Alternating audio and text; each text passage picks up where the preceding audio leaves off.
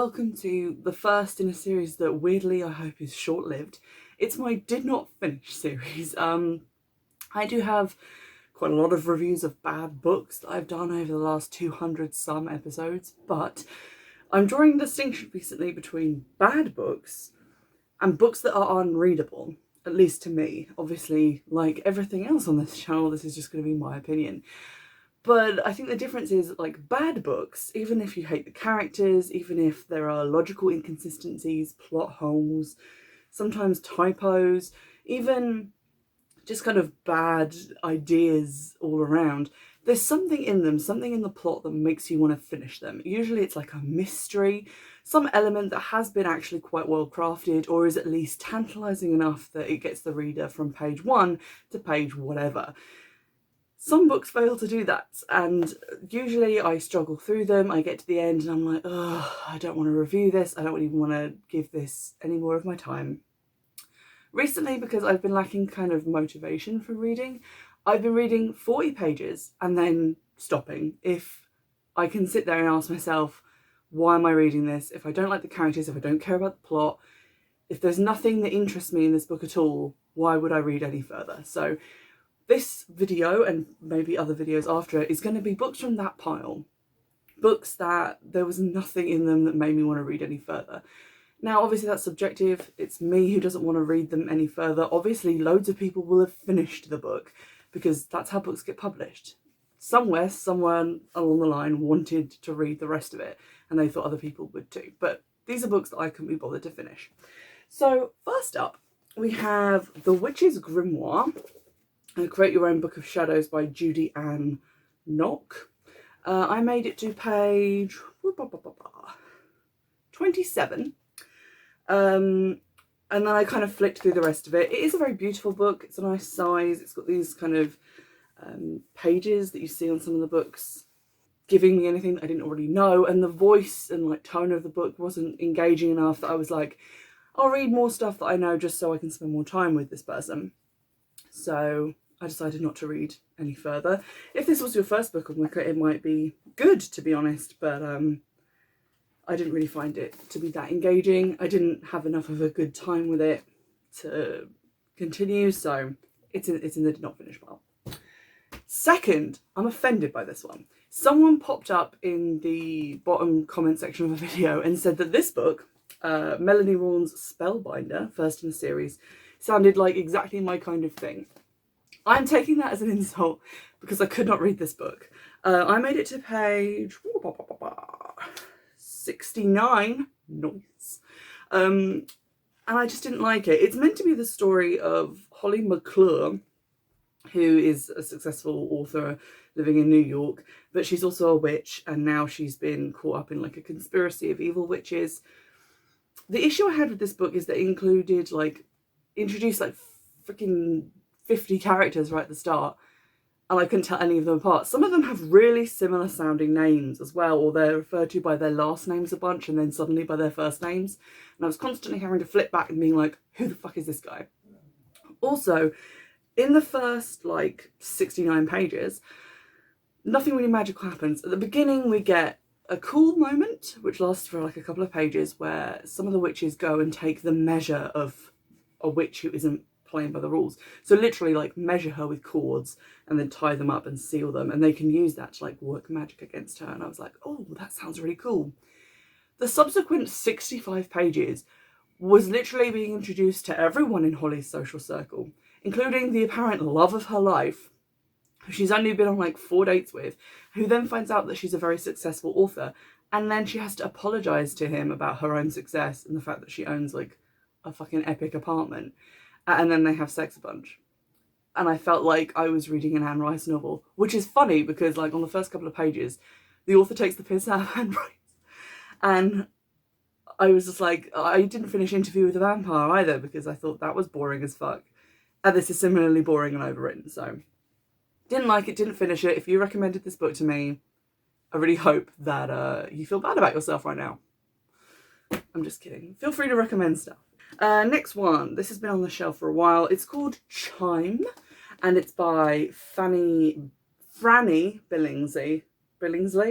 I can't read, maybe that's why I haven't finished a book. But it's the story of a wicked girl. It says the story of a wicked girl has no true beginning. It's published by Bloomsbury, hardback, pretty successful, clearly. I did not like this book. I made it to page 39, so just short of 40. It's written in a really weird way. It's about this girl who has a twin and they live in a swamp, and it talks about people who have swamp cough, and it talks about like witches who live there, but everyone speaks really weird. It's like someone's trying to write Jane Austen fanfiction and failing. So for example, chapter 3, A Crown for the Steam Age. I don't prefer to talk about it, said Rose from behind the cupboard door. She must like all them new gentlemen, Rose do, said Pearl Whitby, except she was Pearl Miller now, and I always forgot. She was Pearl Miller, and she was married, and she had an extremely ugly baby. Pearl was right. She used to help out before father remarried, and she knew that Rose didn't like strangers, especially not in the house. Eldrick was bad enough, but father had invited a third gentleman whom Rose had never even seen. I'd never have believed father could do something so stupid, and I have a great deal of faith in father's stupidity. So there's stuff like that, but it keeps mentioning like characters we haven't met. It's failed to establish like if this is in a fantasy world, which I guess it must be, but like what time period it's meant to be. And they do make reference to some things that are real and exist in this world as well. So it was confusing. And I feel like at page 40, I shouldn't be confused anymore. I should know things like concrete facts, and things should be explained to me. I shouldn't just be kind of bombing along in ignorance, trying to hold all these ideas in my head, waiting for someone to explain it to me. So for that reason, I'm not going to read it. Lastly, I tried to keep these like short, like to the start, because otherwise I'm going to forget why I didn't want to read the books. So this is the last two. This one, Whispers Underground by Ben Aronovich. You might remember I read and reviewed the first book in the series and didn't care for it that much. And I found the next two in a charity shop for 50p each, and they did not appear to have been read, which should have been my first clue. I'm not going to read the third one because I couldn't finish the second one. The second one is called Moon Over Soho. And weirdly, it's all about jazz. Pretty niche interest. I made it to page, where was I? 41! I'm proud of myself. I got to this paragraph. Dad grunted and dipped into a cardboard box full of 78s to pull out a plain brown cardboard sleeve repaired on 3 edges with masking tape, containing the Benny Goodman trio on shellac with a Victor black and gold label. He has a Garrod turntable which has a 78 setting, but you have to swap out the cartridge first. I laboriously removed the autophon and went looking for the Stanton. It was still kept where I remembered it, on the one clear bit of shelf behind the stereo, lying on its back to protect the stylus. While I fiddled with the tiny screwdriver and got the cartridge mounted, Dad carefully slipped the disc out and inspected it with a happy smile. He passed it to me. It had the surprising heft of a 78, much lighter than an LP. Anyone weaned exclusively on CDs probably wouldn't have been able to lift it. I took the edges of the heavy black disc between my palms and placed it carefully on the turntable. That's like a page of just bullshit I don't care about. There was a period when I was in school where some of the guys, like when we were like 17, 18, just became obsessed with like the Beatles overnight and started talking about like vinyl and caring about all that stuff.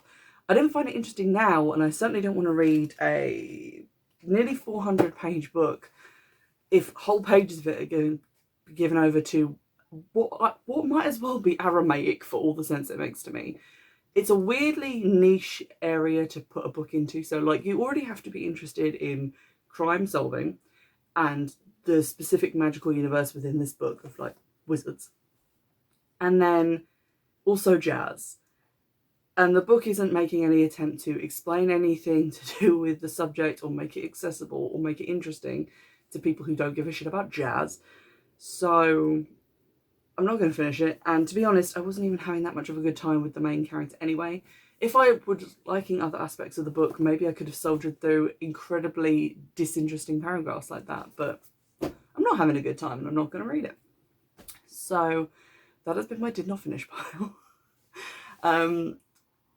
I kind of like doing these, just like getting them out of the way. It feels very freeing, because now instead of spending, how long does it take to read 5 books? Like 2 months, because I'm not very motivated right now.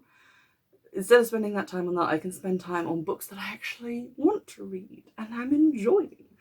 So that's exciting for me. And it means that I can clear these ones off my shelf, maybe put some of them on eBay, just get them out of the house, make space for new things instead of looking at shelves full of books that I don't want to read and probably wouldn't finish if I was left to my own devices. So this has been a weird video. And I don't know, let me know if you liked it or not, if you think I'm being unduly mean by only reading the first 40 pages. But when I was like doing creative writing at university, we were judged really harshly on like our first page, our first paragraph, our first line. Like, you have to get people.